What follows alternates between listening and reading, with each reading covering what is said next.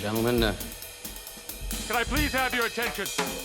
Can you dig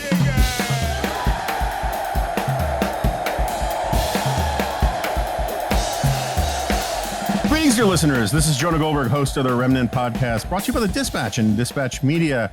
Today we have a first-time guest, which is another one of these weird, why the hell wasn't he on earlier kind of guests. We've talked a couple times on the phone, I believe, and we've been Twitter sort of compadres, but I don't think we've ever met face-to-face, and we're still not, we're now only doing it digitally, but I'm excited to have him on. It's Tom Nichols. He's a professor emeritus from the War College, something like that. And he's a columnist for The Atlantic, and you missed us discussing the proper way to desandify and depoopify clams, which we talked about before we got started, which if you send me an email, I will give you the Nichols recipe. And other than that, welcome to the Remnant.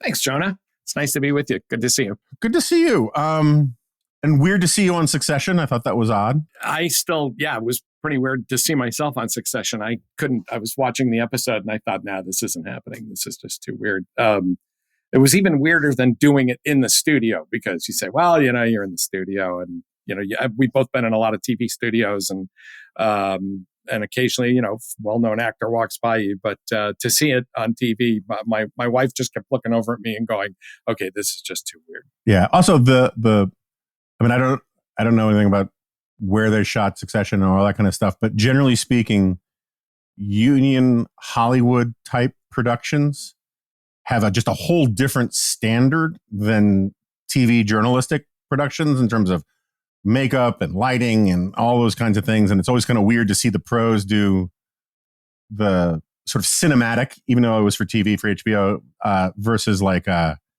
your typical green room in Washington kind of TV. But it was a strange melding of those two worlds because all of the scenes, and we should be honest with people, my screen time on Succession could be measured in like a half-life of an unstable atom, in seconds. Yeah, we should tell people you played a pundit on Succession. That's all. They called me up. One of the producers called me and said, well, we need a kind of cranky right-wing middle-aged white guy pundit. And I said, sir, I'm your man. So I was there for like 3 weekends of work. I mean, I spent like the better part of every weekend for about a month going back and forth to New York, but we shot it at CNBC in New Jersey. Yeah. Because of course on the weekends when the market's closed, it's a pretty empty place. Yeah. And so they converted that whole main bullpen that you see on CNBC into ATN News for election night.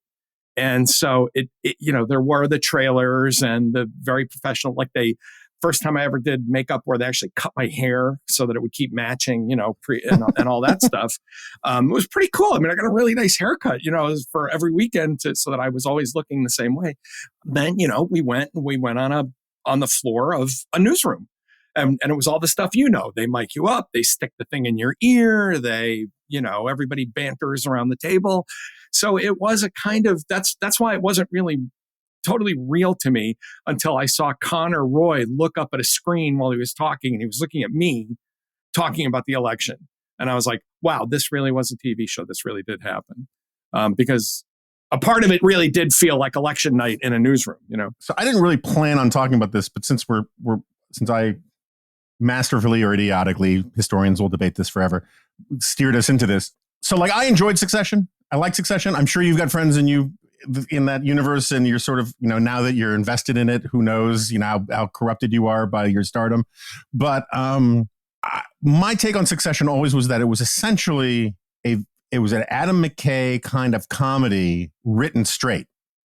And if you listen to the dialogue, it would have been perfect. Some of the dialogue in there with the gross insults and all that kind of stuff would have worked perfectly in Anchorman, smelly pirate hooker, whatever. But you're not allowed to clue the audience in at the humor of it. It's all done deadpan kind of serious. A lot of the politics on it, I get it. High satire, high, directionally right about a lot of the screwed upness of the right, all that kind and of Fox News and all that. I get it. At the same time, they get a lot of political stuff just, I think, wrong in the thing. And so, first of all, where do you come down on the actual political commentary and the window on the soul of journalism stuff in Succession? Well, okay, first to back up to the kind of black the comedy done with a straight face. I mean, it is a black comedy.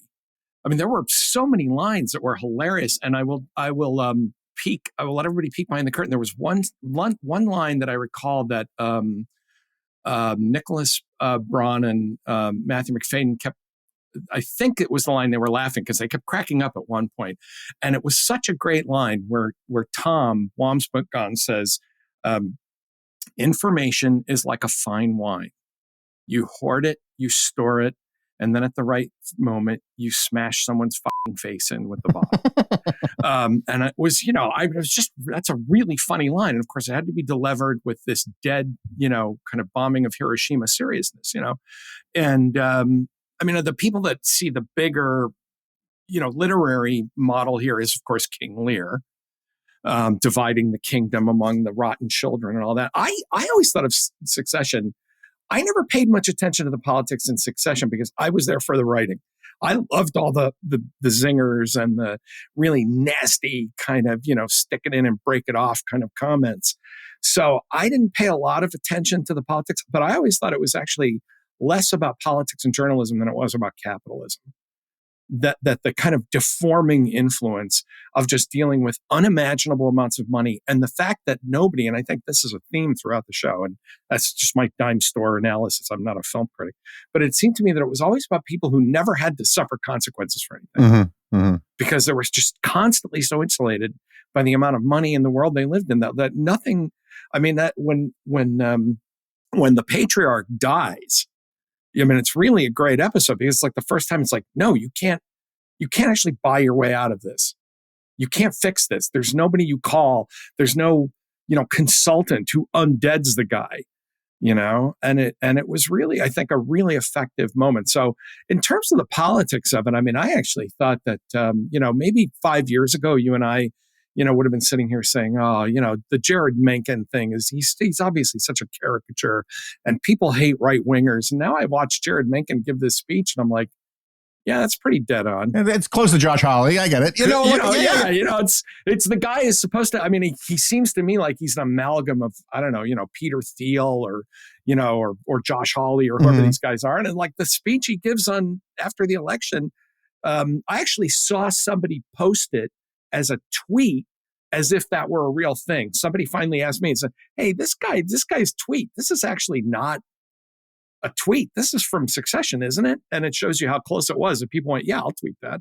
Yeah, no, I think that's all fair. I think that's all right. I think one of the things that, and this sort of gets at part of the problem, which used to be, like so many things, a not unique, but an overwhelmingly left-wing problem, which was a sort of Stalinist approach to art, where everything has to be didactic, everything has to have a message that we are going to deliver to the proletariat, and that if something has a message that complicates the narrative, then it's bad and needs to be dealt with.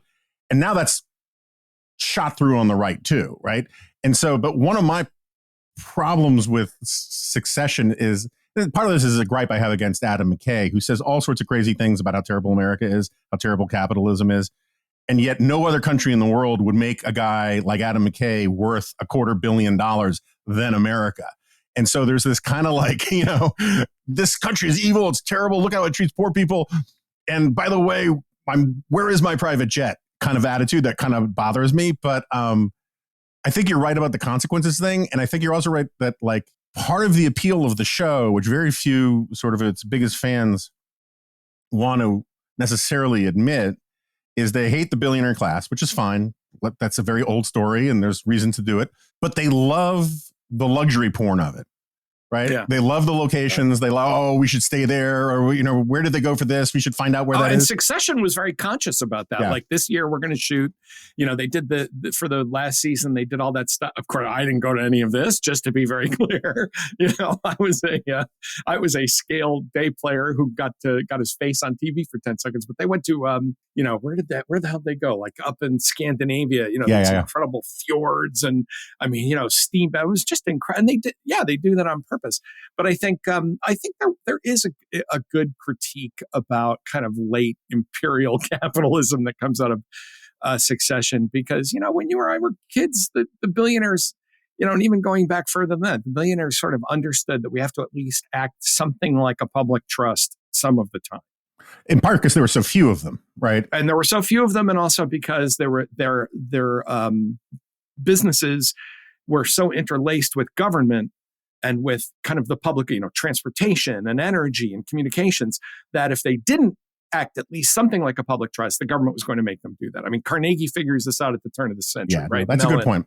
Carnegie and all these guys figure that out at the turn of the century. And that's all gone now. Now there is a great scene, and I know we got to talk about many other things besides Succession, but there is a great scene where the two of the Roy siblings have this discussion about, my God, are we going to call the election for this fascist, just because it's fun or good for the ratings or money or whatever? I mean, and it's clearly echoing the final moment of Succession, the penultimate episode, is what would have happened at Fox if somebody had been even worse than the people at Fox.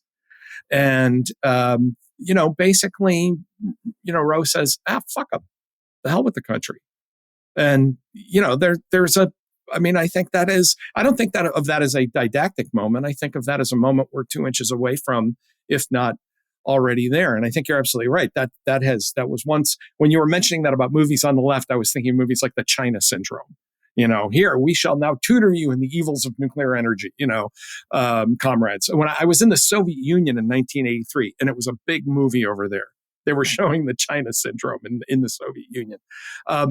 But that's now become almost, I think, not exclusively, but heavily a province of the right now in entertainment. That movies are parables and they are, morality plays and puppet shows. And I think Succession had it kind of slyly, the characters represented a fuller spectrum of political views. But again, the corrupting influence is we are completely insulated. Shiv at some point, goes along with this call, but then she kind of backs up. But in the end, everybody's going to be okay because they're all fantastically wealthy. Which makes life more like a choose your own adventure video game than a thing that has real consequences. Yeah. All right. But we should get off of this. I want to return to I don't think it's exclusively a right-wing thing. I think the whole, anyway, we'll get not exclusively. It's become more clumsily obvious in a lot of entertainment on the right. For sure. And a lot of entertainment interpretations from the right, that everything has to have a singular explanation, and it's all about how woke people are bad. Right. And I think that's kind of nonsense. And if you look at almost any popular culture product, there are small c conservative takeaways from it, and there's small p progressive takeaways from it. And you gotta, because that's what America is. It's a mixture of both. Because life is complicated. Right. I always make the case that sitcoms are among the most pro-life products in American popular culture, because you never write a character to get pregnant unless they plan on keeping the baby. It's like Chekhov's gun, right? And so they always have to do this sort of hemming and hawing Hamlet act where they think, do I want to keep the baby, or what am I going to do? But they always decide to have it. Otherwise, you just wouldn't write it into the character, right? And so once they decide to keep it, they start treating this unborn child like it is a fully fledged human being with all the moral worth in the universe. That's a very pro-life message, which usually comes from pretty left-wing TV shows. But you have to have eyes to see it. And a lot of people on the right don't want to believe that they're that kind of stuff. What's a more pro-family show than The Simpsons for most of its run? Yeah. Right? They love each other. They stay married. They live in a home. The kids love their father, even though he's horrible. There was always this kind of, in a way, the Simpsons conservatives went through a period of flipping out about The Simpsons. And yet The Simpsons was basically a 1950s sitcom with better jokes. At National Review, I made a lot of people angry by writing an impassioned defense of The Simpsons against Bill Bennett and other people, but saying you guys aren't actually paying attention to what the show's about. Now I think it's sort of agreed upon by a lot of people on the right, that at least it used to be. There's a lot of stuff for everybody in it. Okay, let's move to more serious things.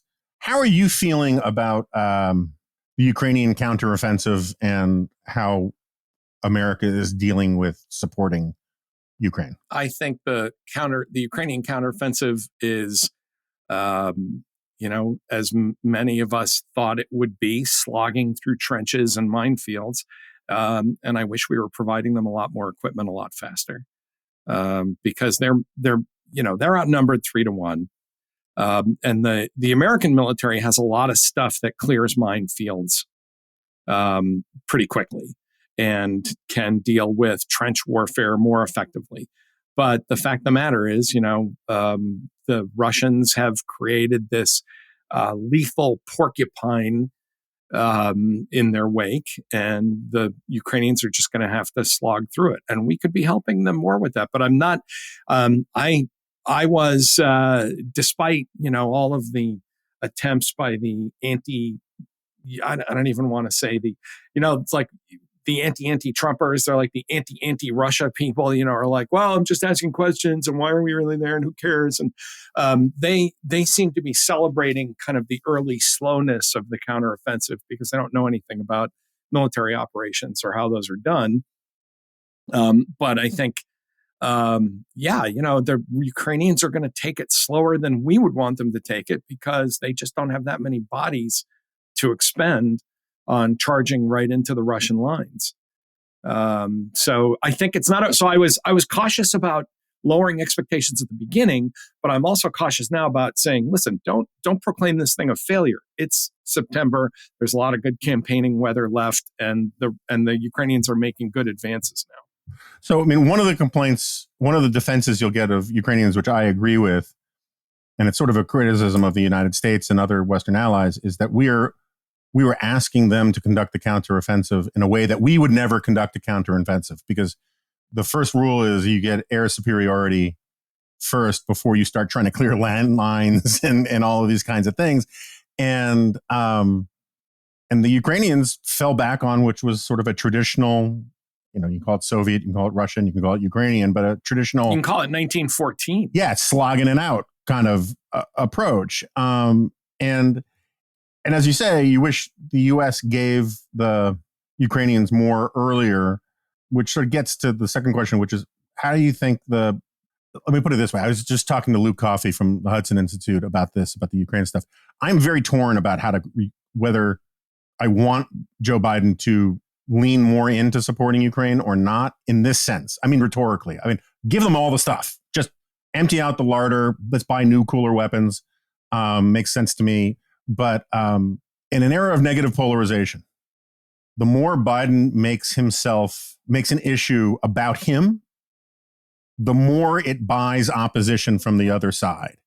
And the more, it's like a lot of the best things that happen in politics are the things that don't become a signature partisan issue for either party. They happen below the radar because it allows people to work together. But the second, Mark Levin or Sean Hannity or Tucker says this is an outrage, it causes or Elizabeth Warren or Rachel Maddow says this is an outrage, it causes the other party to lock up its bowels and not do anything. And so on the other hand, I think that Biden needs to be congratulated for what he did and for recognizing the need to do some of this stuff. And I understand keeping the NATO allies in line and all that kind of stuff.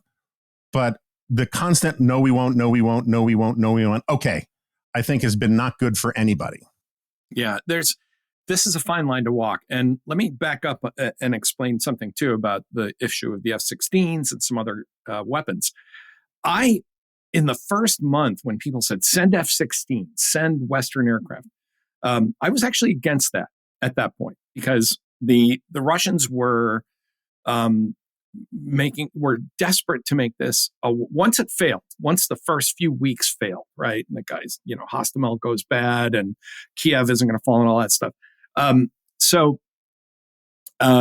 The Russians really wanted to make this about a war with NATO. And I did not want to inject a lot of uncertainty and chaos into that situation and have Western aircraft flying in from Western bases, potentially, Ukrainian pilots picking up planes in Germany or Poland or something.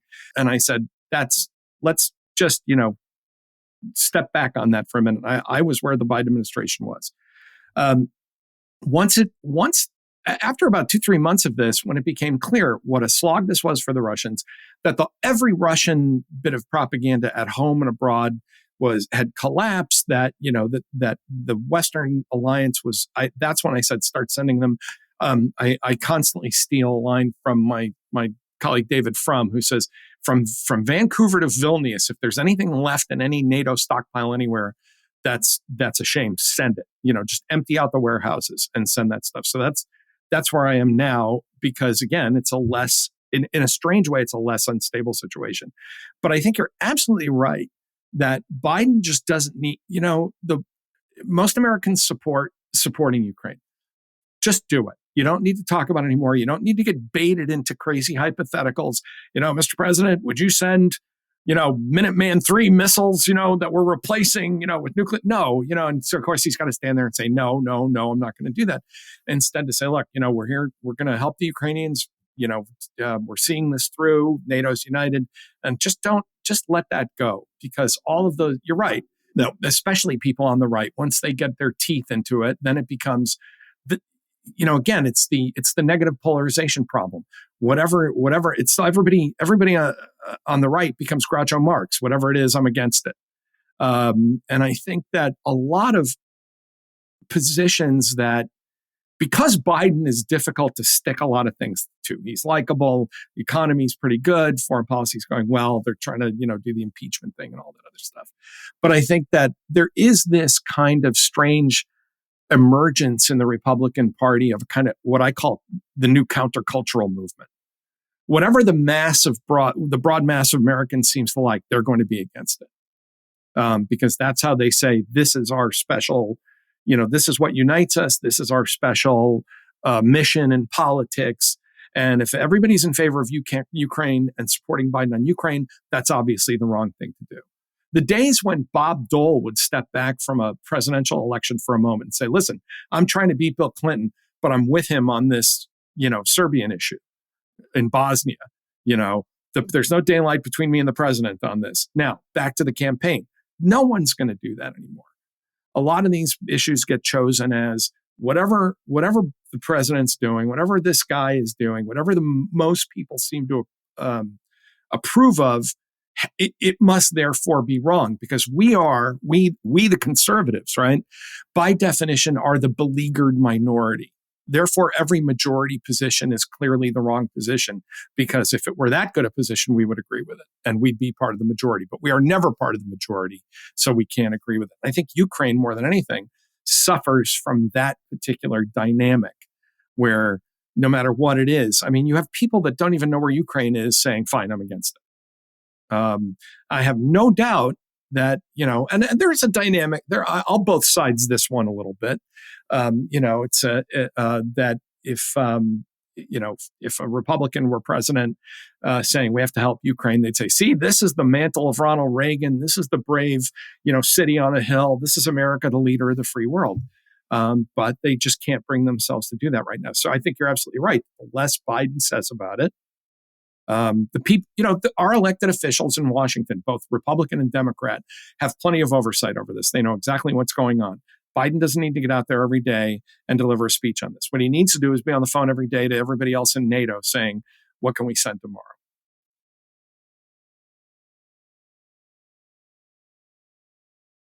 I want to return to some of those points in a minute, but so I've been working on this very, very, very long essay, essentially in defense of neoconservatism, because I'm just so sick of listening to Vivek and the Heritage Foundation talk about only neocons are in favor of like intervening, and that they completely don't understand or choose not to understand the history of neoconservatism. They don't know what it was. They're basically using it as a sort of a, it reminds me of 2003 when the left went nuts doing this, basically saying that neocon means bagel snarfing warmonger and nothing else, right? And who said that? Was it? I want to say it was Brooks, or I can't remember who said it, but somebody said neocon, which comes from the two words neo meaning new and con meaning Jew.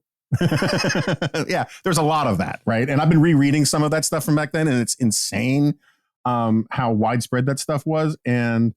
But leave the neocon agonistes stuff. That's my problem. That's my burden to bear part out of it. Do you think we do this? The guys over at our legal podcast do this a lot. Steel manning, making the best case for a position you disagree with. What is the best argument by your lights, right, for sort of ignoring Ukraine and focusing everything on China? Is there the reason I'm asking it that way is I'm trying to figure out where the because I get so annoyed by the pro-Putin stuff, and I get so annoyed by the total pandering things. I feel like sometimes maybe I am missing a colorable, realist argument that is hiding in front of me amidst all the nonsense and BS. So like, imagine what one of your colleagues back in the day, who was more of the Mearsheimer school or something. What is an argument that you find worth contending with on that side? Yeah. Well, you're asking me to make the strongest argument for a position I think is almost irretrievably flawed. That's what I think too. And I want to make sure, I want to see if my priors are getting the best of me. Let me make an institutional argument, which is that in a better world, the United States could walk and chew gum and handle both of these problems at once. But because the United States has become basically a clumsy giant that can only hold one thought in its head at a time, therefore, Putin and Ukraine is a problem that will pass. China is a problem that is arising. And because we cannot chew gum and walk at the same time, we should focus on dealing with the rising threat than the fading threat. That's about as good. The problem is that the fatal, the bomb, the ticking bomb at the center of that is the most effective way to deal with China right now is to defeat Putin in Ukraine, to show several things. One is that Western arms and training are a lot better than anybody thinks it is. You know this, I'm an old Soviet guy. I was a Sovietologist back in the day. And I wrote a lot about Soviet military stuff. And one of the things that always amazed me is that the Soviets, although they had a lot of respect for our equipment, they really thought that, our training and our people were just, pushovers.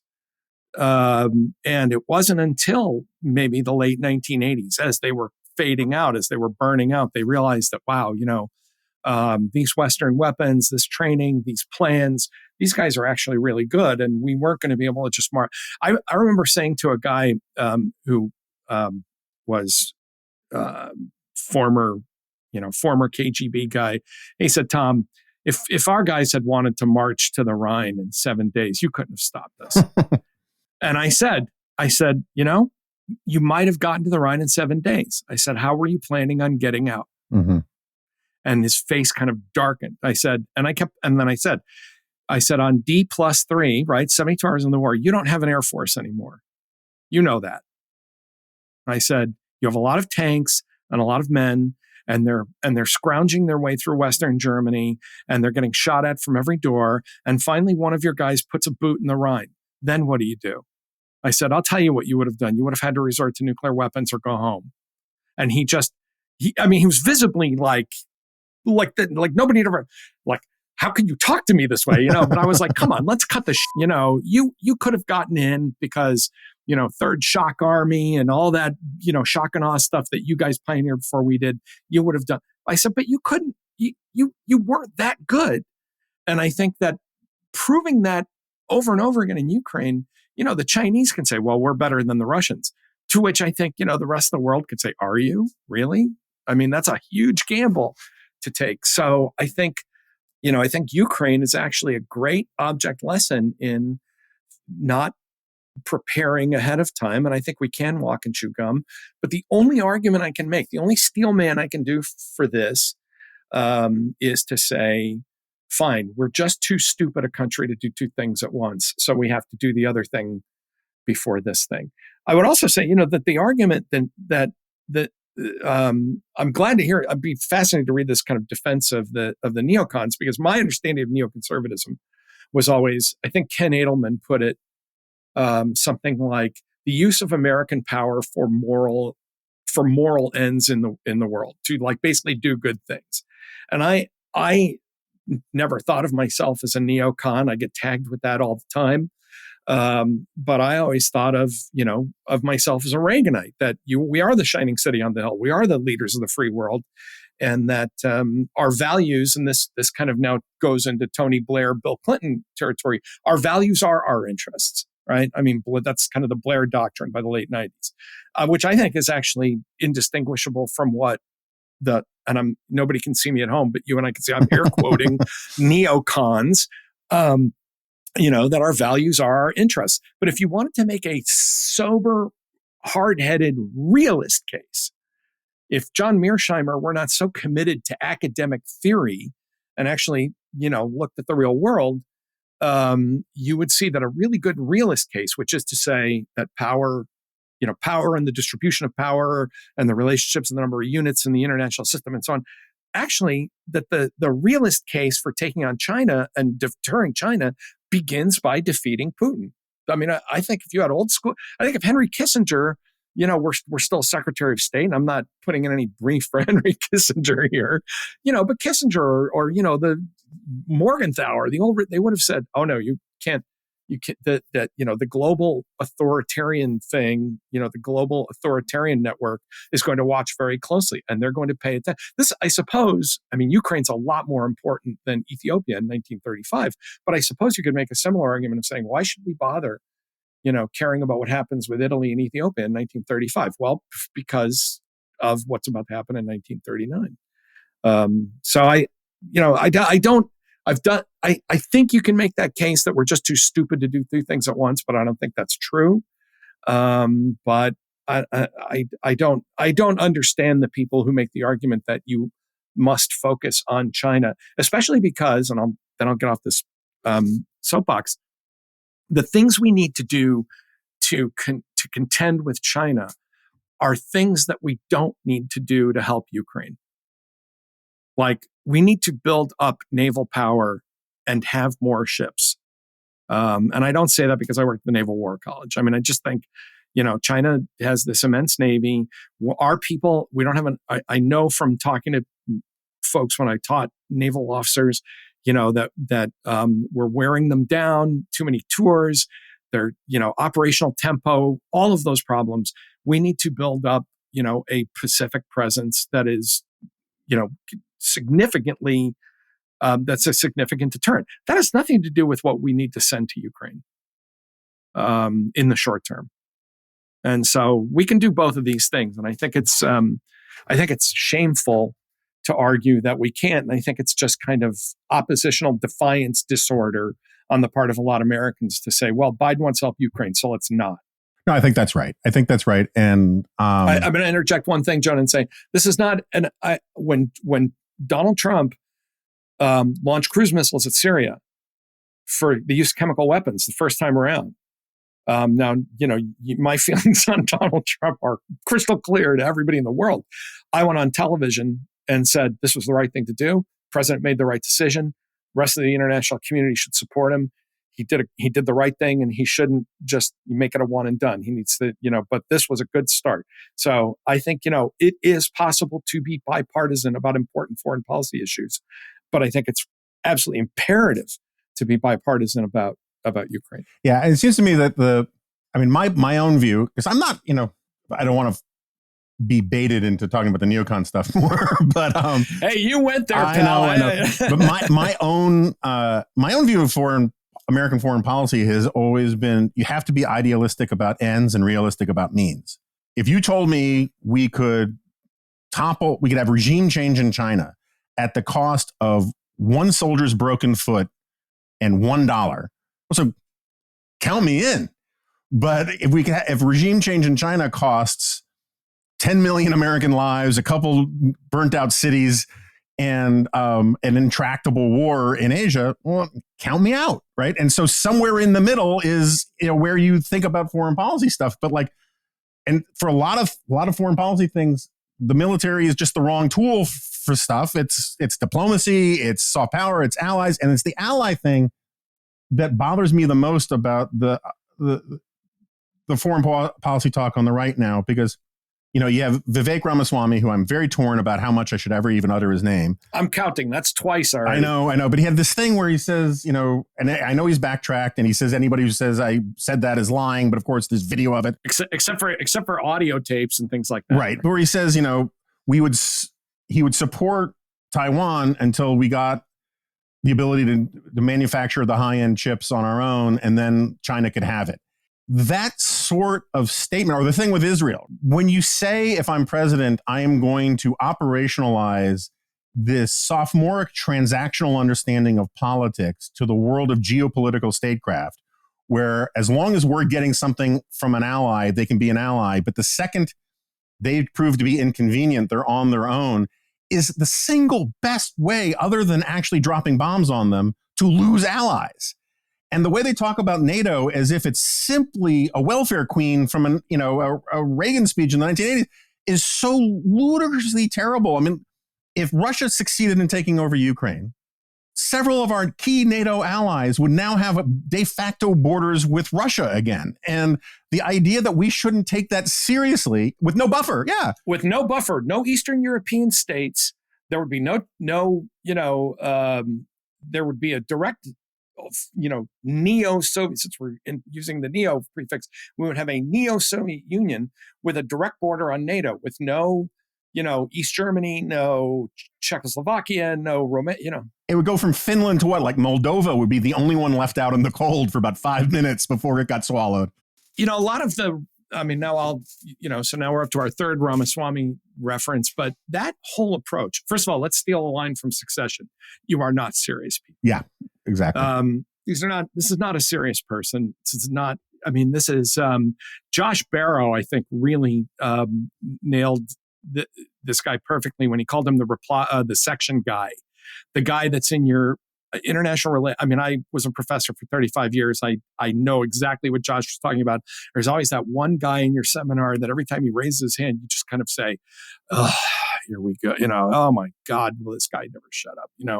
But there's a projection here of a kind of inner moral poverty that says that freedom, democracy, living, the ability to worship or travel or move or speak your mind, those aren't really important. What's really important? The price of microchips. Now, again, talk about people. I'm kind of glad we started with Succession because this does link back to it, Jonah. It does. Talk about people who will always be insulated from the consequences of their own stupid comments by their wealth, right? That, a lot of if Trump comes back to power and we end up with an authoritarian country, the super wealthy are not going to feel a bit of it. That won't, the U.S. Constitution will cease to function in small towns in the South and West in little bits of a patchwork, But if you're super wealthy, that'll just be something you read about or somebody bitching about on social media.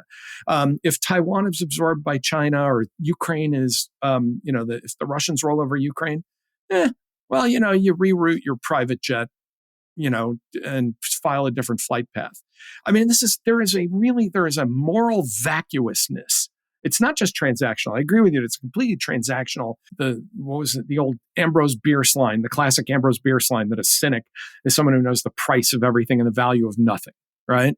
But that it's worse than that. There's a kind of vacuity. There's a kind of amoral emptiness to it that says that nobody really could believe in those things. And what they're really saying is, because I don't really believe in those things. And I think that's the part that really is just kind of vertigo inducing. It's like when we didn't used to have people in public life so kind of nakedly crass and vulgar and morally impoverished. And I think, that's a lot of people in public life now. But it's also just from the point of view of the well-being of the United States. Let's for a moment be as crass as these folks and say, okay, fine, what does it matter? Well, it does matter because you, the American public, the average American citizen, lives in a world where the goods you consume, the entertainment you take in, the things that you want from food to cars are all part of a global system of trade and cooperation that is made possible by the stewardship of the United States and its allies. When the Washington and Brussels rules become the Beijing rules, you will know the difference. You will feel it. You will feel it in your pantry and in your driveway and in your living room. You'll see it. But of course, because it hasn't happened yet, to people say, well, what difference does it make who controls various straits around the world. What difference does it make who sets, the tenor of international exchanges and travel and goods and services?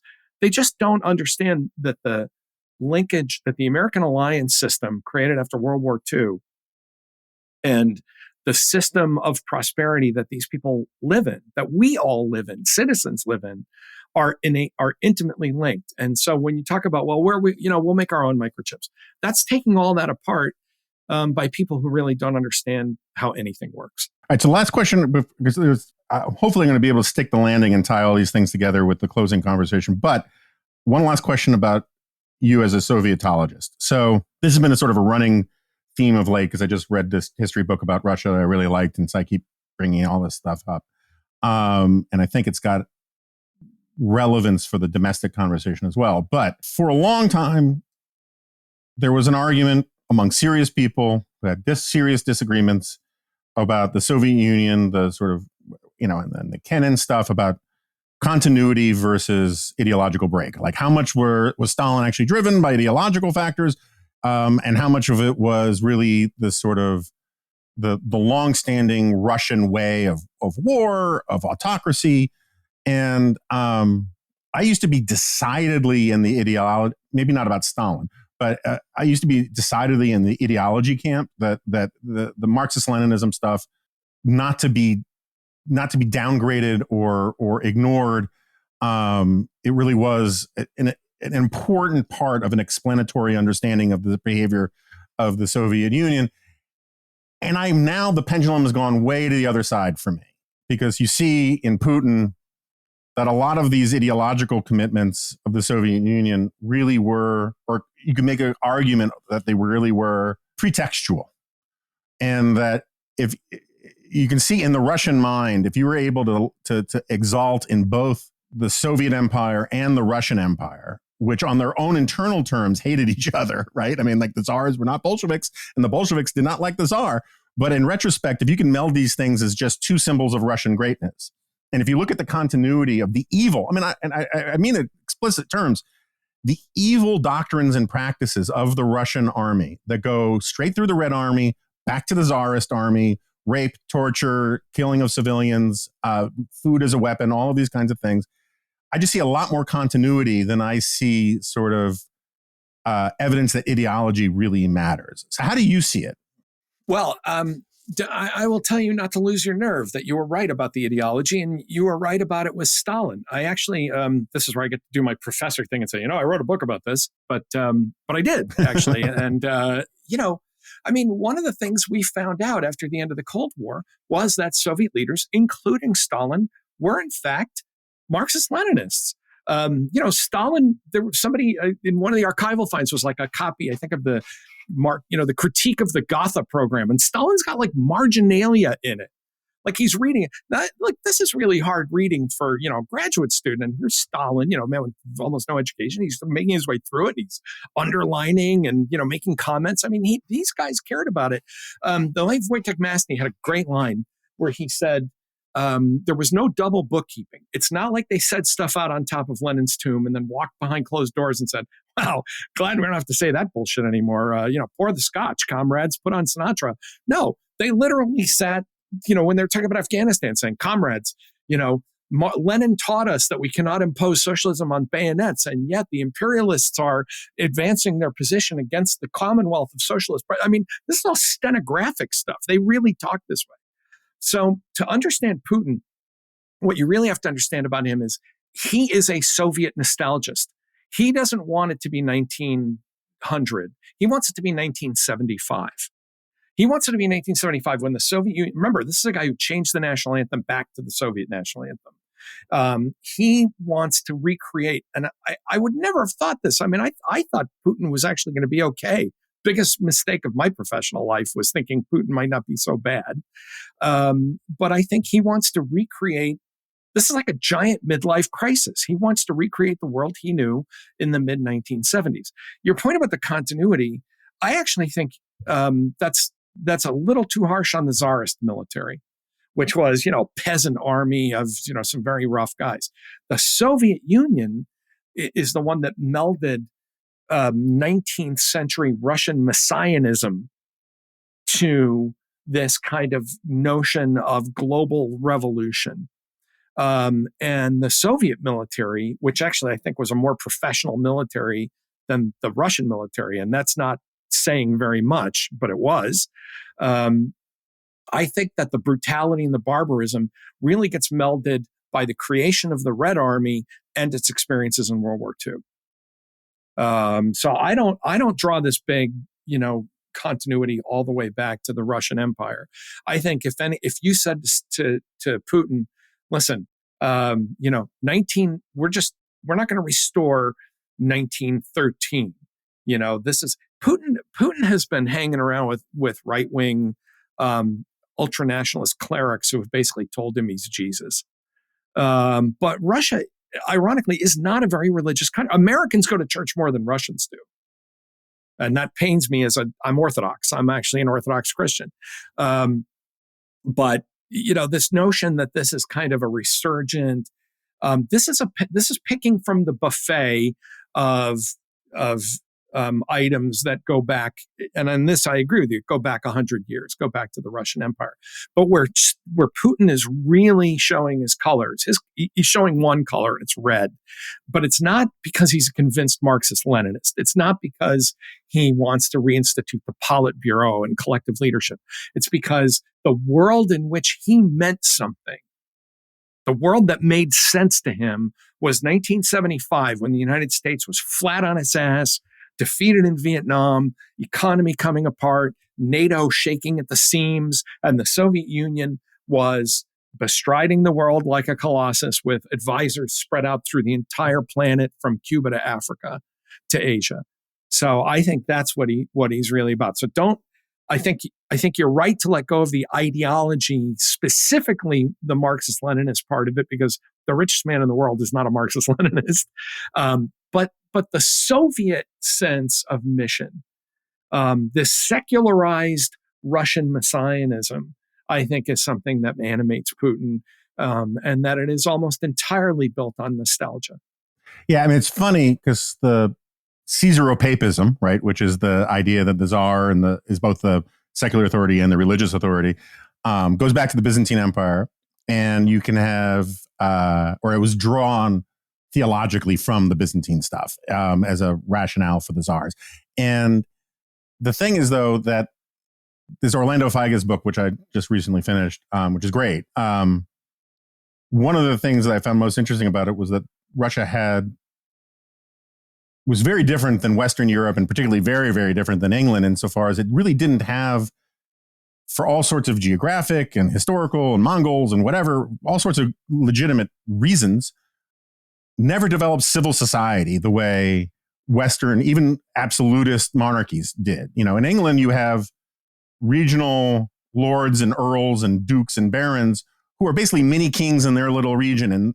And like in England, you don't have a standing army because it's an island. And so this creates these sort of spaces of competing institutional power that allow for like the Magna Carta, right? And the Magna Carta is basically this really grubby trade agreement between, various, warlords kind of thing. But in Russia, you never had that kind of thing. And so it seems to me that some of the, you can say there's a trend towards autocracy in Russia, and you can point to ideological reasons for it, or you can just simply say then a society bereft of a vibrant civil society, bereft of institutions that divide power and cycle elites in a sort of, if you go by institutional theory, and all power invariably therefore collects in Moscow, then it's very difficult not to have authoritarianism, regardless of your ideological arguments for it. The only thing that's missing, and I haven't read the Figes book, so I'm not criticizing that book. The only thing that's missing from that account, though, is the fact that from the late 1920s onward, the Soviet system intentionally set about to destroy every horizontal association in Russian and Ukrainian and Georgian and, in all of the, because I think Americans have always been too lazy about using Russian and Soviet interchangeably. All Russians were Soviets, not all Soviets were Russians. So in Soviet society, the regime set about depleting social capital intentionally There was a great article I stumbled across years ago when I was doing some research about this when I was still teaching, of how in the 1960s, the Soviet authority said, we have to institute a way to control stamp collecting. Well, but think about it. They were actually being very clever. They were saying, listen, any hobby that allows people to associate for some reason other than a vertical relationship with the state is inherently dangerous. And so we have to destroy all of those horizontal links among people and reorient them in a vertical relationship with the state, which is the very essence of totalitarianism, which is why I bristle when people in America talk about fascism arriving and all that stuff. I mean, that's Soviet fascism. That's the Soviet totalitarian model, where simply every human relationship is reorganized toward the state rather than allowed to. And so I think it's possible to say, yes, Russia was never going to be fertile soil for a democratic revolution. But we can't know, because for 70 years, there was an explicit policy that I think didn't really exist under the Tsars. I mean, the Tsars were autocrats, but there was a lot of, I think it would surprise people to note that when you were exiled to the Far East, you didn't have guards. They just sent you there and you got off the train. And when you got off the train, they said, do whatever you want, because where were you going to go? Hey, find a job, be a school teacher, do something, because what else are you going to do? You're not going to run anywhere. So that, I think people underestimate that was that kind of patchwork of authority that existed under the Tsars, but that in the Soviet system went right down to like stamp collecting. Yeah, I mean, Figes would say that the civil society stuff starts to merge in the 19th century, but never existed long enough to really take hold. And the Soviets hunt it down and destroy it piece by piece. Exactly. And this is a point that Brzezinski makes in his book about, I think it's Brzezinski, where the totalitarianism looks at the phrase that I seem to recall was islands of separateness. Anything that is existing outside of the ideologically state-imposed conformity. And this was, the Germans under the Nazis, they had this concept, which I've written a lot about, the Gleichschaltung, which is this term stolen from engineering that means coordination. You could be a nominally independent institution so long as your leaders were all loyal to the party program. So like you can be a fraternity, you can have keggers, but the leadership all have to swear to the Führerprinzip and be totally loyal to the broader, Nazi agenda, which gave the illusion of civil society when in fact it was what made it totalitarian, right? Soviet control was even more thoroughgoing. For sure.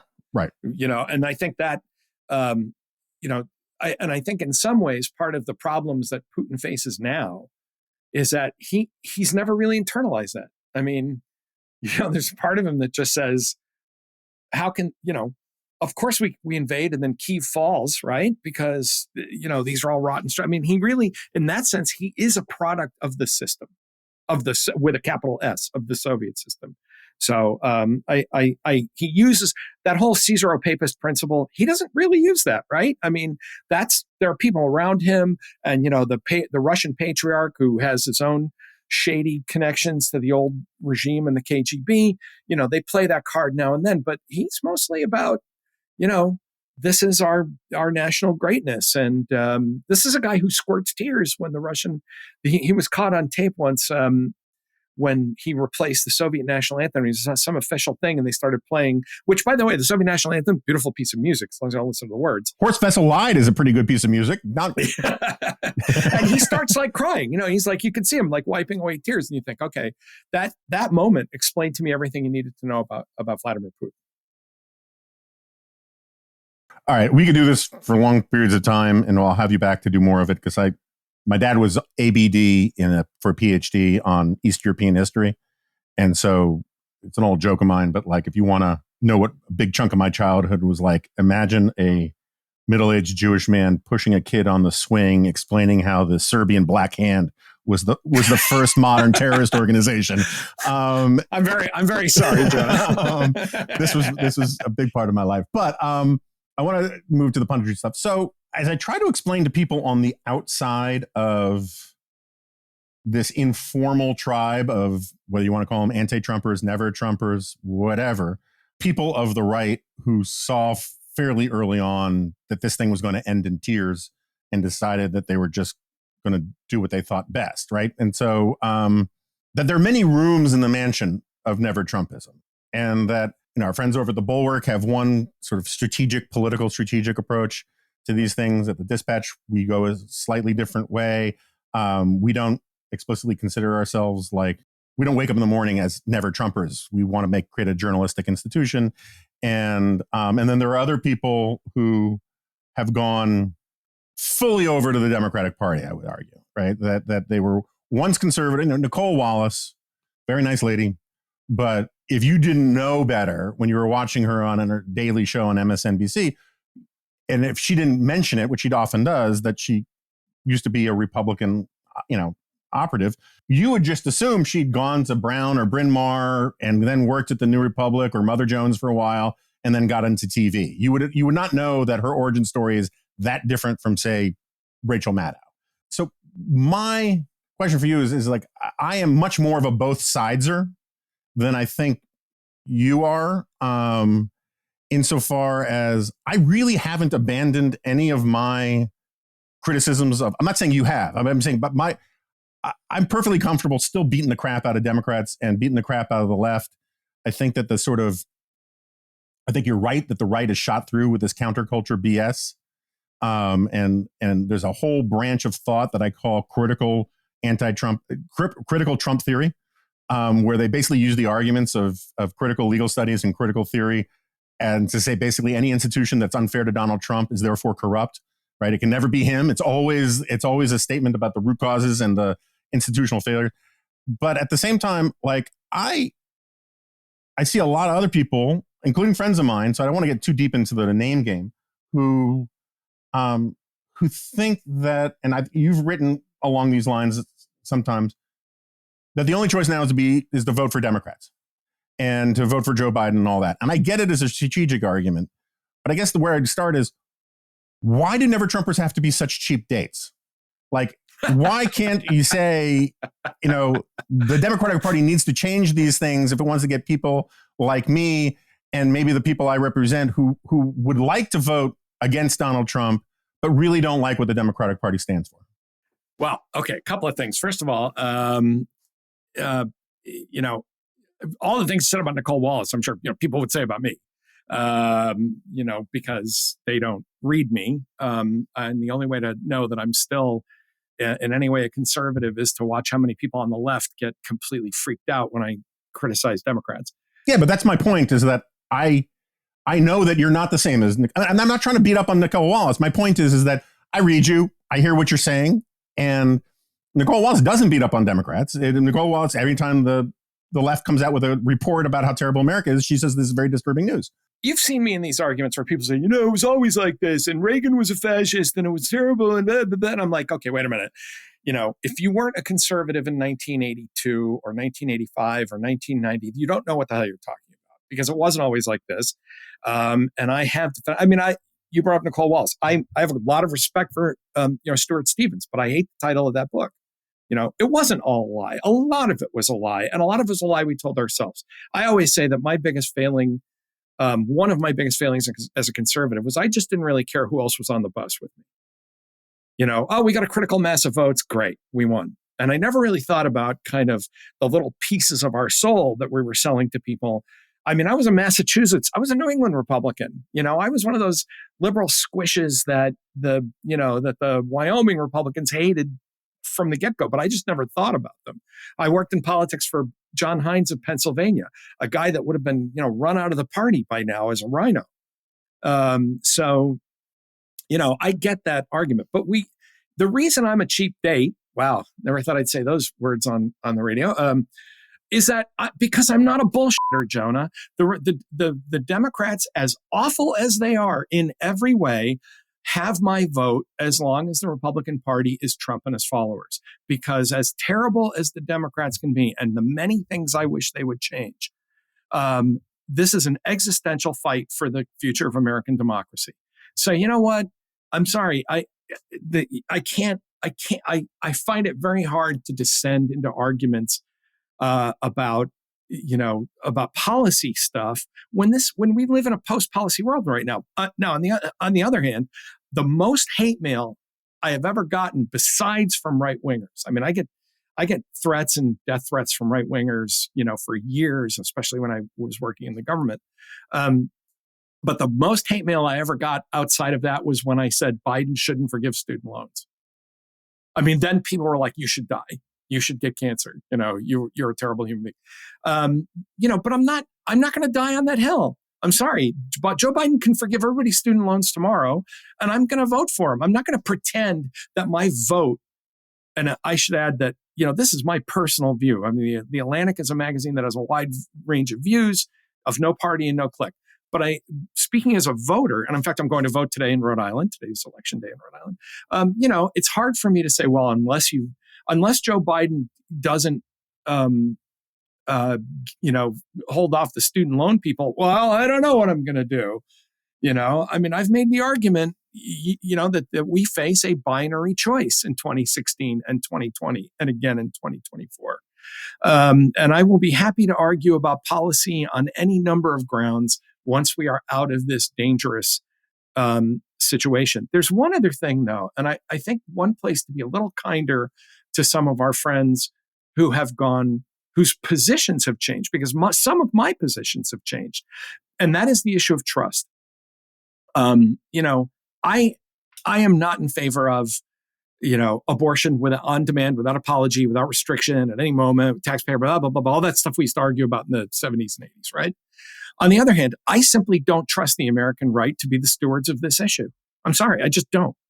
And if I have to choose right now between who I would rather, the Massachusetts legislature or the, Georgia legislature or the Alabama legislature, well, I guess, if that's my choice, then I will side with the liberals on this, because I'm actually a small government conservative, and their positions on this and many other things, on foreign policy, on trade, on immigration, places where you and I would find a lot of common ground. But if I have to choose stewards of those issues, I simply can't choose the Republicans, because I don't trust them anymore. I'm a hard-assed, I'm the grandson of immigrants. I'm a hard-assed immigration hawk. And yet, if that's going to put me on the same side as Stephen Miller saying, let's torment children as a deterrent, I can't do it. I can't go there with you, and say, okay, I guess that I will move to the left on this issue and say, yeah, there are costs that I will bear. There are things I'm not willing to do. And I think there used to be a place to negotiate that out between the right and the left. And because so many people, because the Republican Party has been captured by a sadistic kind of glee, my Atlantic colleague, Adam Sewer, coined that phrase, the cruelty is the point. I simply do not trust their stewardship of many major national issues. But as long as Donald Trump's on the ballot, now if Trump, I will say this, if Trump disappeared tomorrow and the Republicans were having a real primary, I might participate in this debate differently, because a lot of things I believe in haven't changed. But I just don't think they're as important as the overriding issue of the future of American democracy, which I think is on the ballot again, which I did not expect it to be.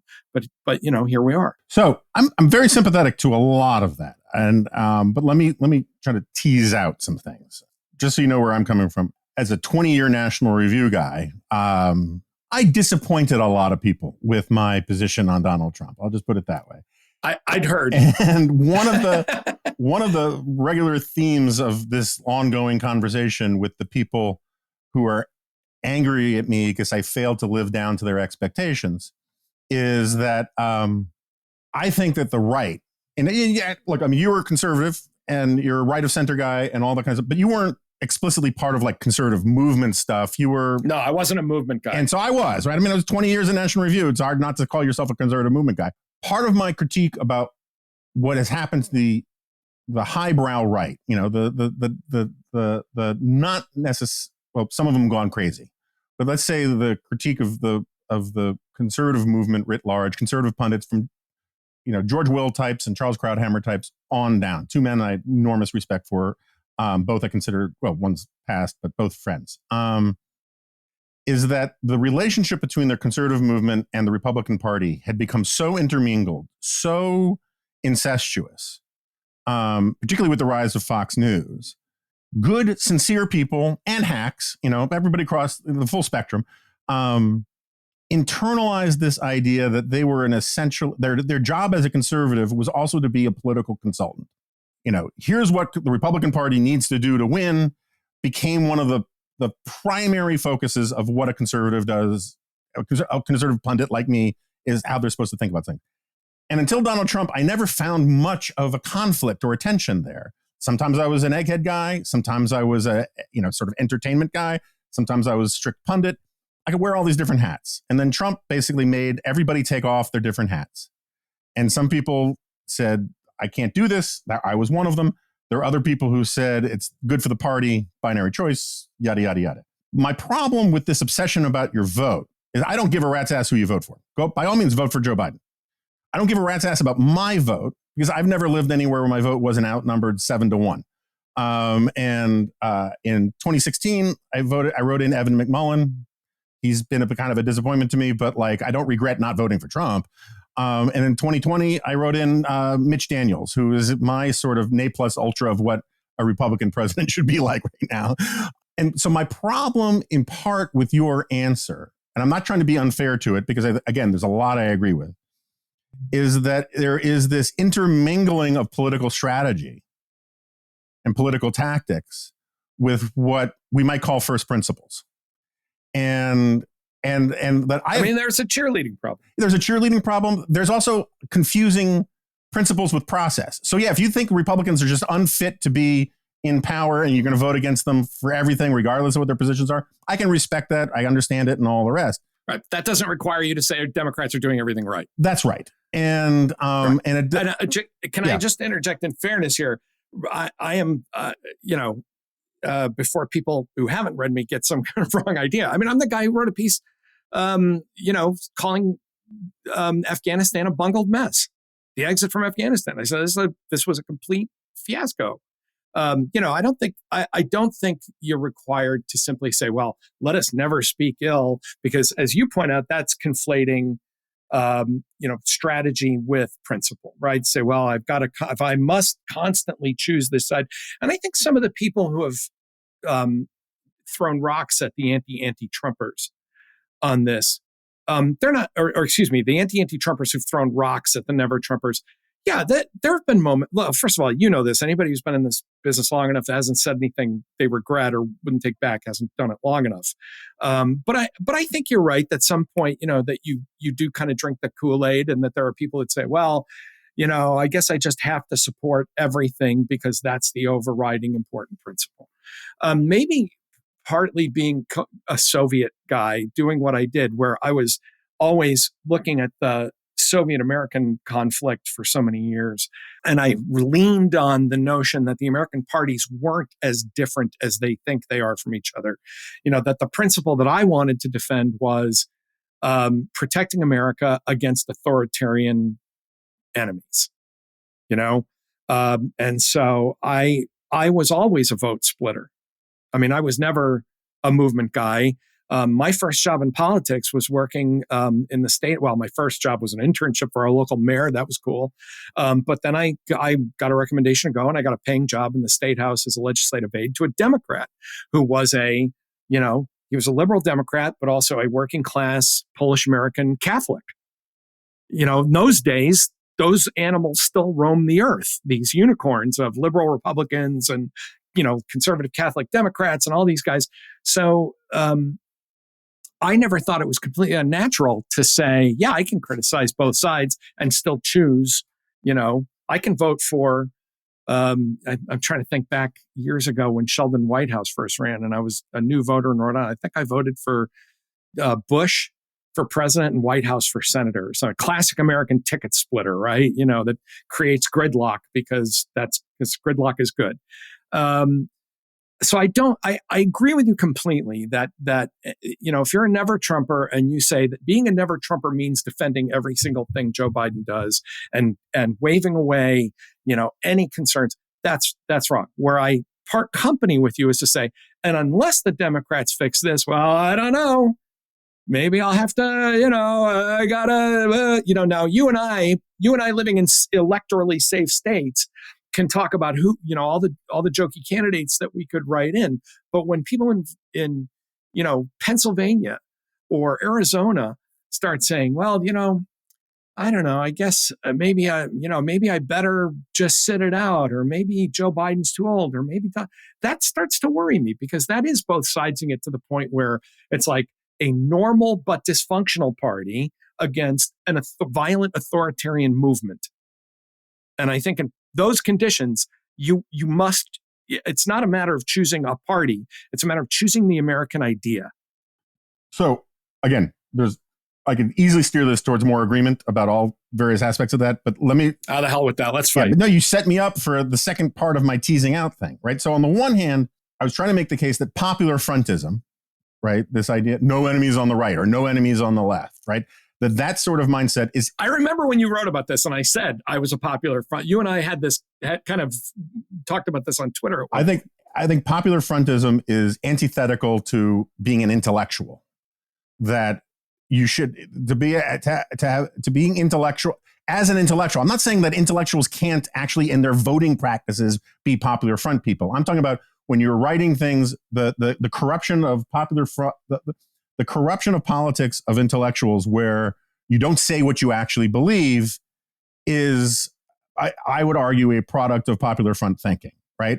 That doesn't mean how you vote, how you organize, how you deal with other spheres of your life. That's all fine.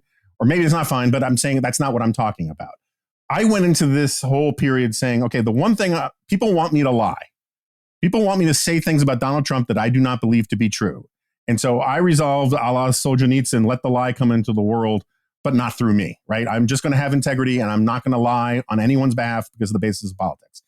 And I'm not saying you're doing that at all. That's not my point. My point is, the first part of my point was that the imperative of putting political imperatives, political necessities, is a fraught one for the intellectual's life. Now, right? Now we're back to agreement. I agree with you that there is a danger. But I agree with you. You can get to this, but let me get to the cheap date thing, and then you're free to run wild.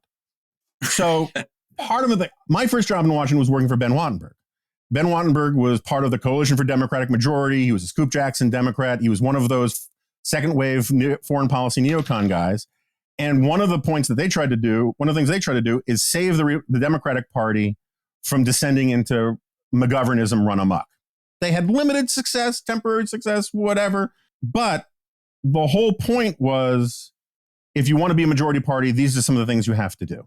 On the strategery side, if you want to talk about the politics of it, it seems to me, maybe I'm just too Hegelian on all this.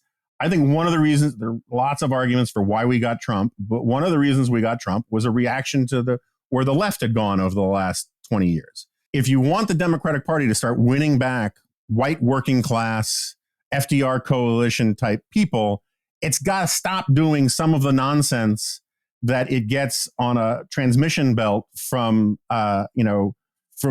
critical race theory and all that kind of stuff, right? Stop talking about Latinx. Stop talking about birthing persons.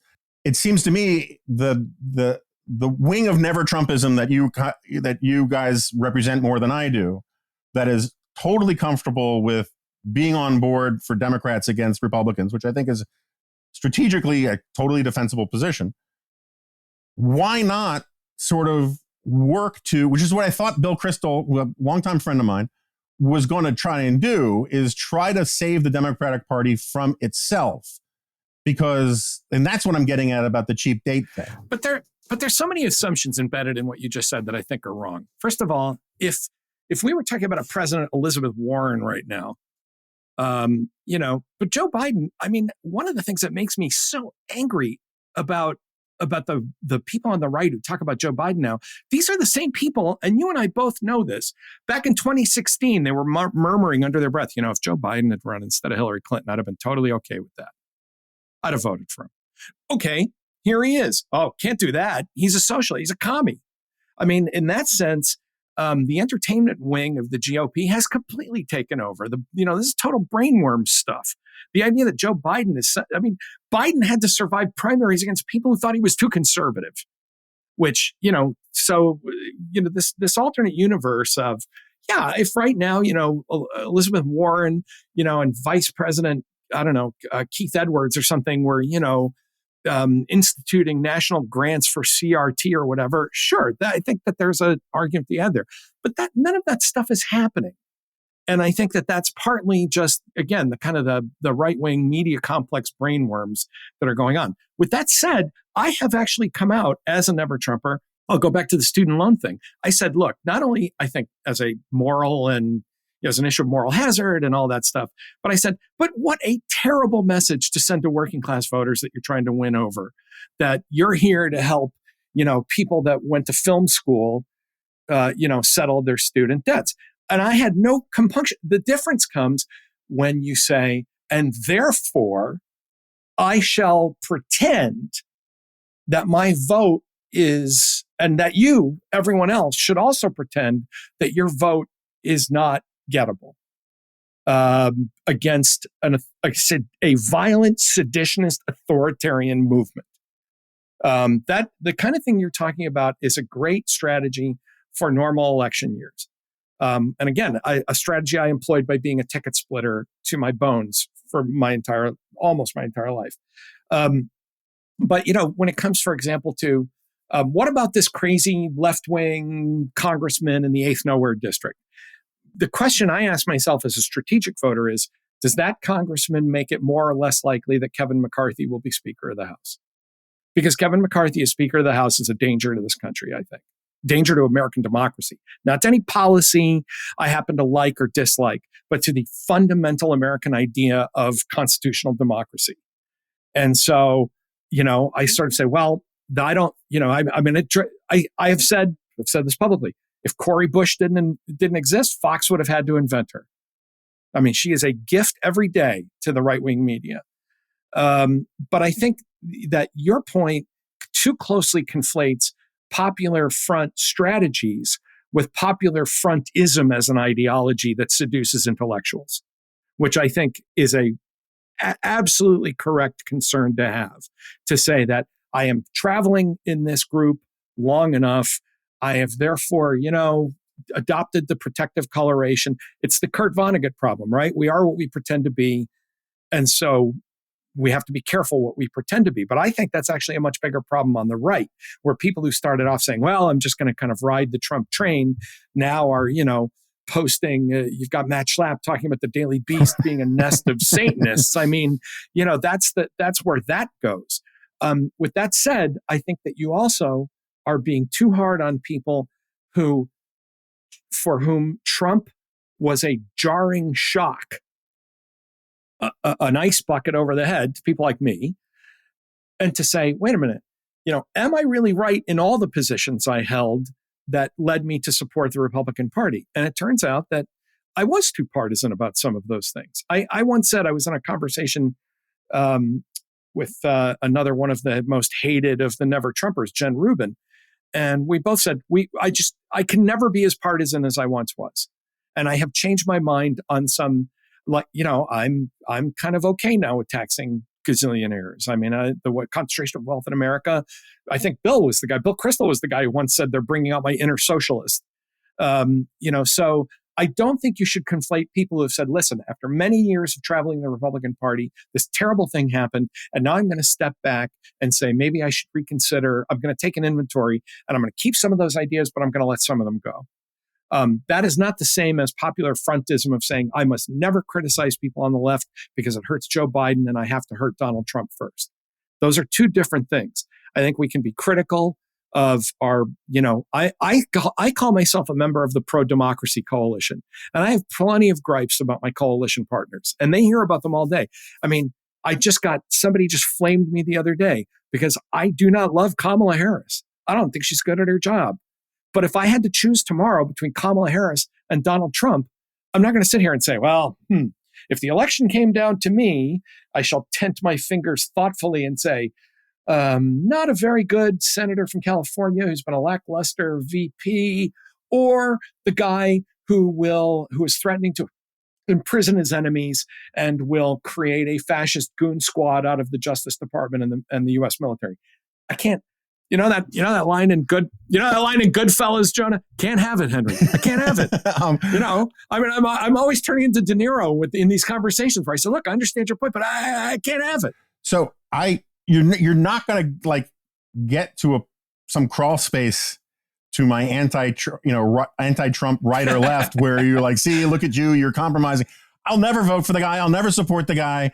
I think it was obvious from day. Maybe it's because I grew up in New York City and like he was such a fixture in New York. It's obvious that he is a sociopath, narcissist, totally unfit. I mean, you could have but dangerous, Jonah. Dangerous in a way that goes beyond, and I agree he's dangerous. I mean, we could sit here sort of like kids playing Boggle and try to come up with a long list of all the reasons, all the words that we think apply to why Donald Trump should never be president. And that's fine. I do think you're conflating different points here to a certain extent. But I insofar as a matter of sort of the strategy for political activism is very different from the strategy for a commentator. And there are lots of people who are very comfortable in being both political players and commentators. But wait, I want to stop you there. What does that mean as opposed to a commentator? Which is that, I don't start my day by saying I have to destroy Donald Trump. I also don't start my day by saying I have to find something bad to say about Joe Biden to show my, intellectual balance. Biden bungled Afghanistan. I wrote about it. Biden was going to forgive student loans. I wrote about it. Biden, has been too slow on Ukraine. You and I have talked about it, and I've written about it. I don't think there's anything wrong with doing that. Where I part company with you is to say, and therefore I will draw a rough equivalence between a normal candidate and an existential threat to the constitutional order of the United States. Now, in 2016, I was much more where you are right now, to say, Trump is awful and he's terrible, and I think he's an exit, but it was an unproven threat. And I could say, look, and again, like I said, there were times I went the other way where I went on television and said, look, the president, I referred to him during his entire 4 years as the president. I told people, stop with this, not my president shit, stop with the orange menaces and Drumpf and Rethugly. I said, just don't do it. It's silly. Which I do think is the duty of a public intellectual to elevate, at least a little bit, to elevate that level of discourse. But I want to turn this argument on its head for a bit and say that the people criticizing the Never Trumpers, I actually became kind of Twitter friends briefly before he died with Treat Williams, because I once mentioned him on Twitter, because he played a character in Once Upon a Time in America, the Sergio Leone. If you haven't seen it, watch the whole 4 hours. I know you've seen it, but watch the whole 4-hour version. It's an American masterpiece. And Williams played a socialist labor boss who was in bed with the mafia and got what he wanted by using muscle, but kept himself at a remove. And the nickname that mobsters had for him was Jimmy Clean Hands. And I think a lot of the anti-Trumpers, the people who say, well, you're not critical enough of Democrats, not fair enough, they're Jimmy Clean Hands. They say, well, I would never vote for Trump. And then the whisper part is, but if he wins, I'm kind of okay with that. I kind of get things I want. I get Supreme Court justices that I want in any way. I get tax policies that I want in any way. And I think that is, again, going back to what we were saying about Ramaswamy, I think that is moral poverty. There is a moral vacuity to that Donald Trump is not just a leader of a different party with different political ideas. He is a fundamental enemy of the American system of government in a way that other Republicans, look, you and I have a totally different conversation if, Nikki Haley or even Ron DeSantis, who I think is odious, if they were winning. Because as P.J. O'Rourke, remember the line P.J. O'Rourke had about Hillary Clinton? Awful, but within normal parameters. And we are not in that world. So, I feel like, if anything, as a commentator, I have a responsibility as a partisan of the American idea to keep saying over and over again, this person is an enemy of everything this country stands for, and is on a practical level will destroy the existing constitutional order of our government if he's allowed back in. And so that's, Yeah. So I don't, but I mean, I know I've been ascribing views to a broad coalition of people that don't necessarily fairly entirely apply to you. That rendition as as moving as it was rhetorically, I don't think applies to me in terms of, I'm not a Jimmy Clean Hands guy. I would not be fine with Donald Trump being elected. You and I are having this conversation because you and I have had, I think over the years through social media and, as you say, by phone occasion, we've had very honest conversations about this. And I think you're right. I think that there are people who have opposed Trump who have decided that to oppose Trump means basically becoming, in both name and practical activity, a liberal Democrat down the line. Now, I wrote a piece back 5 years ago saying that the point of voting consistently Democratic, I wrote this in like 2017, 2018, was to reform the Republican Party, to give it enough electoral defeats so that it understands the necessity of reform. I still believe that. I think the only way a party learns anything is by losing over and over and over again, because every win is taken as a glimmer of hope that maybe we're not wrong about these terrible things that we're doing. I also think that there are people, now let's both sides, I also think there are people that have defended Donald Trump who are defending things that they would never have defended 5 years ago. And they've decided that their personal fortunes or that their sense of resentment or anger at the way they were attacked. I think people have done this for two different reasons. I think people on the left, I think the never Trumpers who have gone further to the left, I think are motivated in large part by a sense of shame, which I totally understand. And I think, you and I, at least in some places, we can understand looking back and saying, yeah, there were things we probably defended, things we enabled that we shouldn't have. I think the people on the right who have done it are motivated by resentment. It's like, you all look how fast, I got into bed with Donald Trump and you called me stupid and you treated me as some kind of, so I guess I'll be all those things because that's where my bread is buttered anyway. I don't know that it does us a lot of good to pit those two against each other. I think there's a huge space in the middle to say the Democrats are a party with a lot of baggage, a lot of dysfunction, a lot of problems.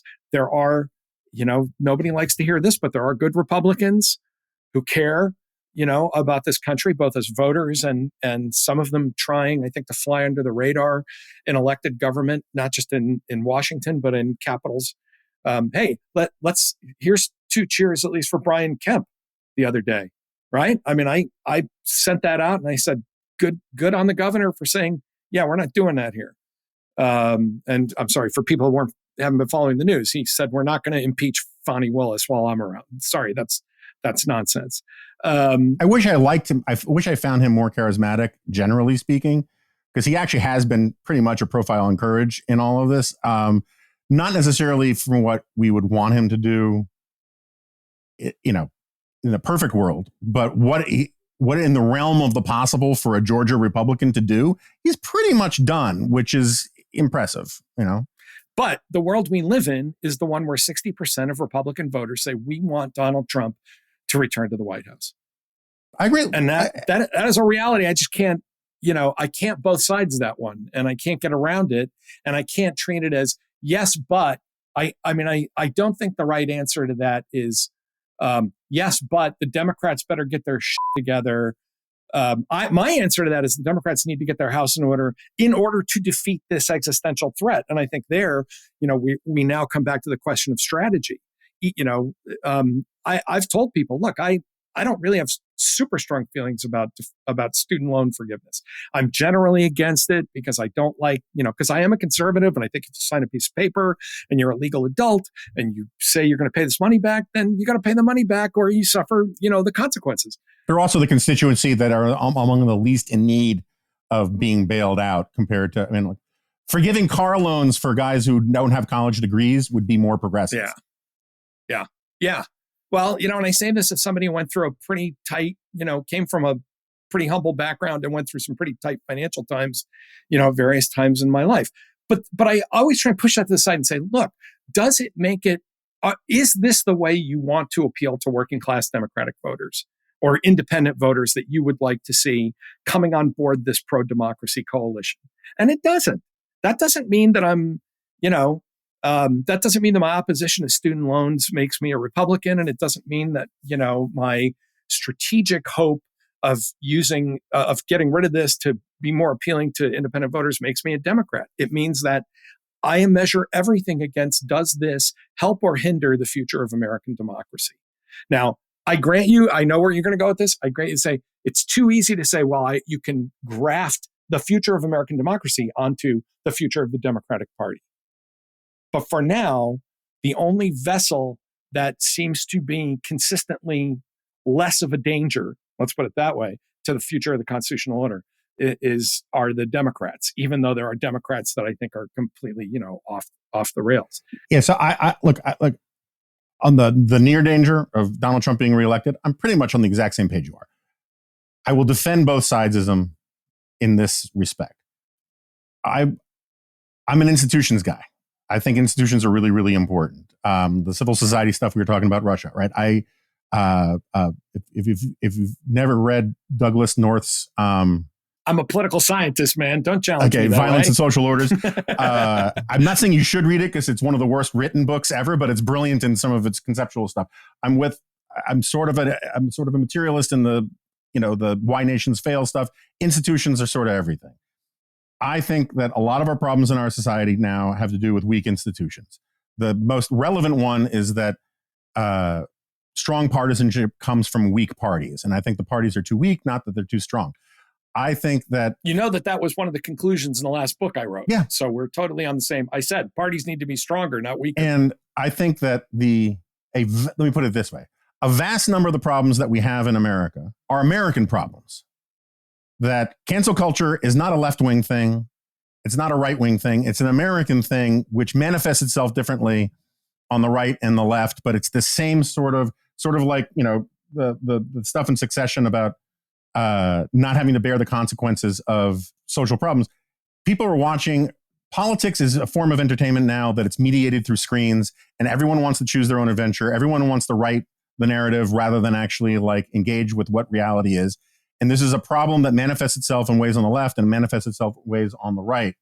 And I think that there is a lot of danger as an intellectual letting the fact that Donald Trump poses an immediate pressing threat to the country distract people from actually dealing with some of these problems in a serious way. And I think that there is seduction that comes from this. I would also, if we want to just do the rank punditry thing, I disagree with you on your analysis of Joe Biden to a certain extent. Yeah, I don't think that he's, some sort of hardcore left-winger. I never have. I also never thought he was a centrist. He was a centrist within the Democratic Party, which is a different thing than being a centrist. He wasn't a Sam Nunn guy. He was a guy who calibrated between the left wing of the Democratic Party and the right wing of the Democratic Party and came out in the middle.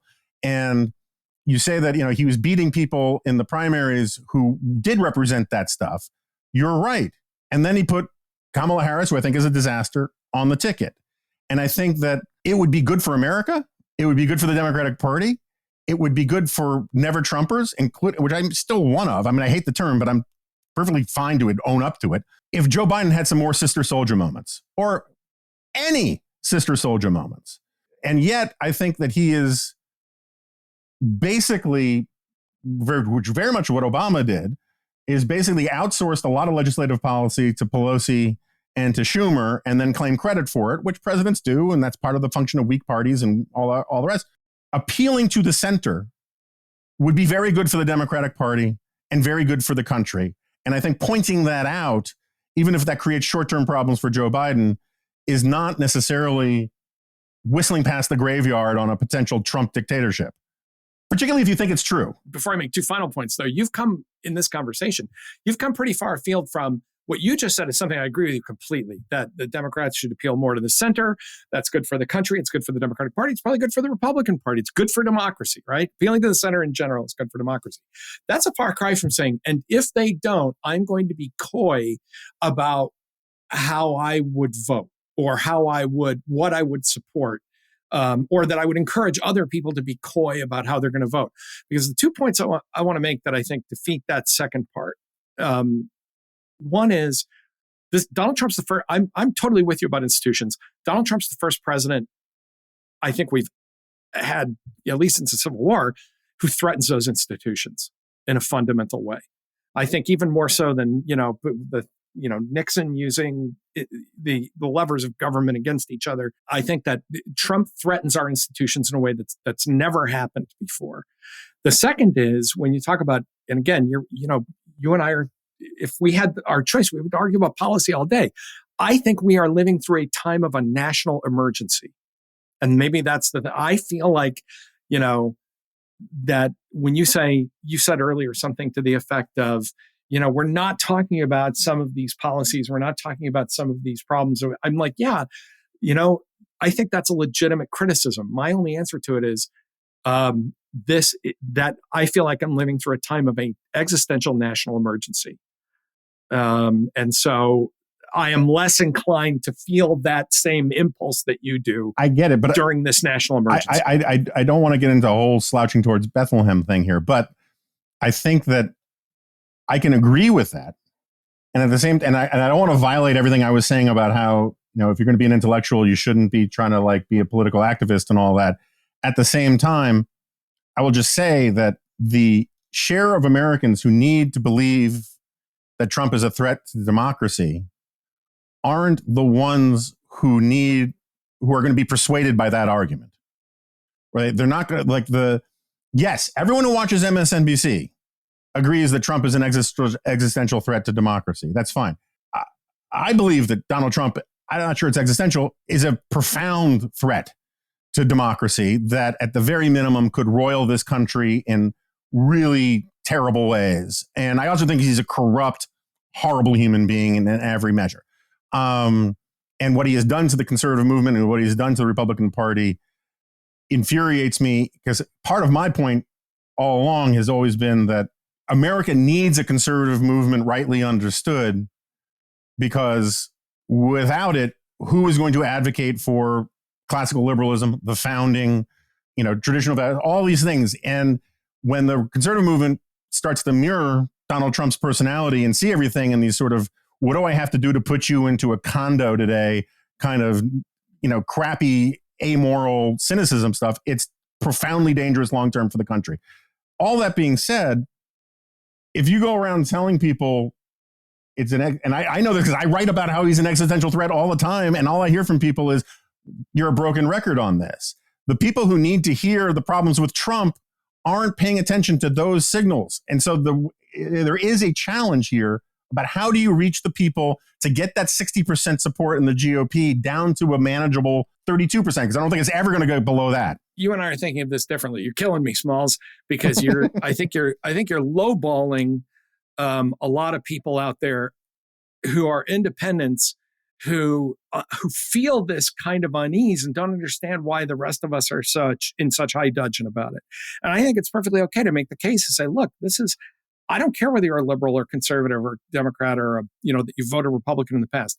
This is a massive threat to everything you hold dear as an American citizen. And maybe it's time to remind you about the things you hold dear as an American citizen. You're thinking about the people that are, mad at you, who are still in the party.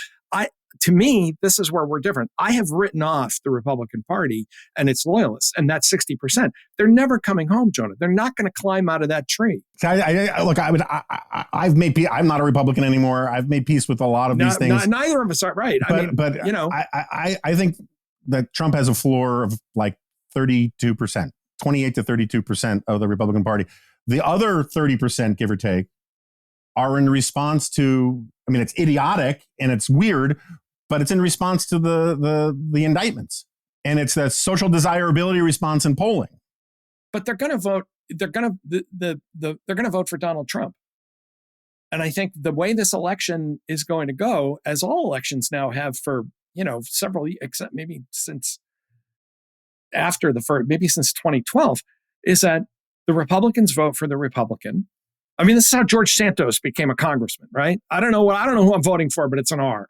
Well, maybe there should be somebody kind of wagging a finger and saying, wait a minute, you're voting for a conman. You don't know who you're voting for. And we need to talk about this. Now, I'm not great at this because I tend to, as you and other people, I think probably have noticed, I devolve into moral hectoring about this sometimes, and I know it's less effective. But I don't think you should underestimate the independents, the people that have in the past split tickets, particularly women and suburban women and a lot of other constituencies who are saying, I voted Republican for a long time, but I can't go along with this. This is really dangerous. And I think making that case is important. But now you and I are talking about strategy, not about getting seduced by. Yeah, I was trying to be clear that there were two different things going on. One is the role of the intellectual, and one is the role of exiles from a political party or a coalition to a new coalition and how they should behave in order to improve the behavior of their new party. I don't feel like I feel like I always say that I'm the guy that jumped the Berlin Wall with the Warsaw Pact plans, and I've put them on the table. I say, please understand what they're going to do. Like this is, here's the order of battle. Here's what they're going to do. But that, I just to be clear about where this conversation's gone, I agree with you that does not mean unconditional approval of everything people on the other side do, and that there is room for principled criticism. The only place, and I just say it, like one more time, the only place I part company with you is to say, and therefore I'm going to pretend right up until the last minute that I'm kind of juggling options and weighing, and maybe I will and maybe I won't. I don't think that's honest. Yeah. So look, but that's been, you've gone back to that refrain a few times. I get it. It's not something I'm doing. I've been clear. I'll never vote for the guy. I've been saying I never vote for the guy since 2015. Or at least 2016. But what would you do? And this is the thing I always throw at people in this argument. How would you? I always vote as if the election, even though I live in a safe state, but I'm about to go vote in an election where there is no polling. There's like 12 candidates and nobody really knows who's ahead right now. So I'm going to go in and vote for the guy that's going to be my next congressman or woman. Here in Rhode Island one, because of course the Democratic nominee is pretty much going to be the winner, right? But there's like 12 people running. Nobody knows. So I'm going to walk in that voting booth and say, if I were the person who decides this election, who would I pick? And that's how I vote all the time. And I throw that challenge back to the folks who, write people in and don't. Okay, fine. But if you had to pick, and we're in that position of saying, I have two choices. I don't get another choice. There's not, I can't, there is no viable third party. On this day, my choice is going to matter. What would you do? Because I think there's a seriousness about voting. Look, I would have a different answer than I did in 2016, and my answer in 2016 was wrong, and that's all fine. That said, I just want to be really clear. I find the heuristic about thinking about my vote and thinking about other people's votes really uncompelling.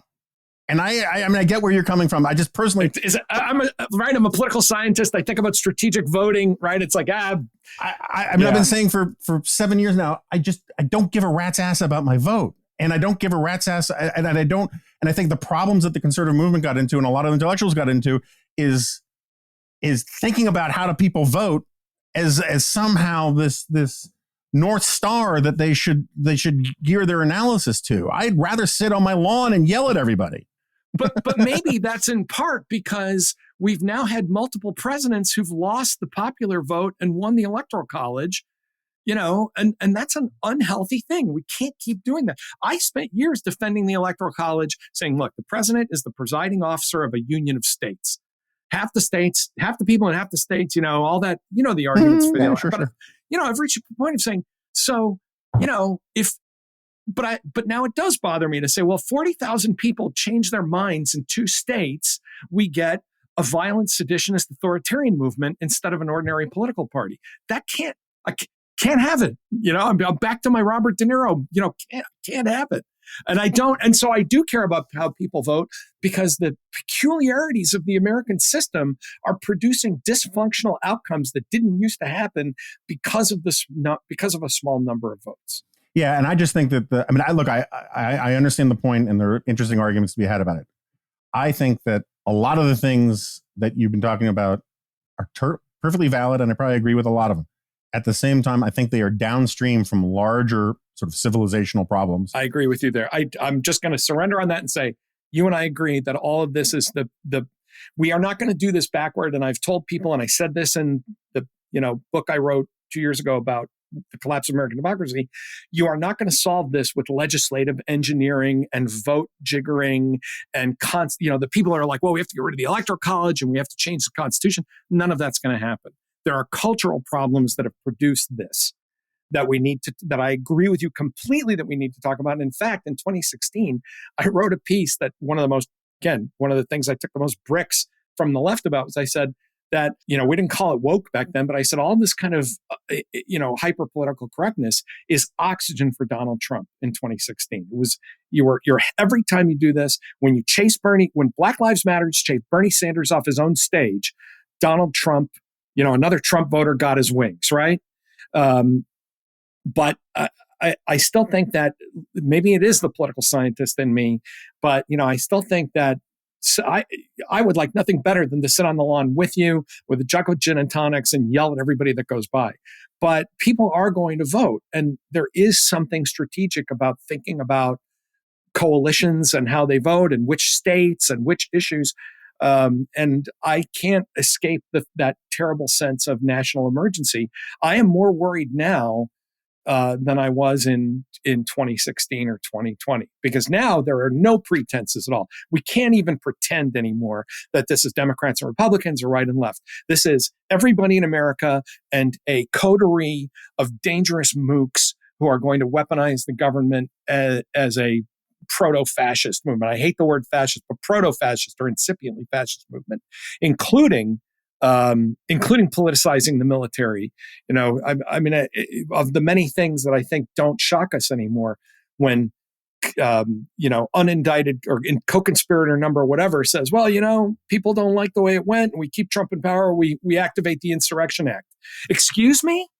You're going to call out the American military against its own people because they don't like what you're around with? Pardon my No, I mean, French? we had a great piece of the Dispatch about this. It's like literally if you take these guys just at their most honest selves, right? Because they're emailing each other away from the public eye. Right. The clear logic of what they were proposing was get away with it, and then when people whine about it, have the National Guard shoot them. And it's not good, Bob. Right. All right, my friend. But thank you so much for doing this, and I hope I can have you back, because obviously there are places of violent agreement and civil disagreement that are probably worth exploring more. Absolutely necessary. It was so wonderful to talk with you, man. Okay, so that went much longer than we planned. I thought I was going to break it up into 2 episodes, but I think we're just going to leave it as one. That is, if we can get the audio to work for this. We had sort of a really weird disaster after we finished recording, after we finished schmoozing. The Riverside was having trouble reloading, and then in the middle of us trying to fix that, for some reason the internet gods or the podcast gods hate me. My Wi-Fi at my house went completely kaput, and so we're hoping we can get it off of my computer. I'm going to take this computer someplace where the Wi-Fi works and see if that fixes the situation.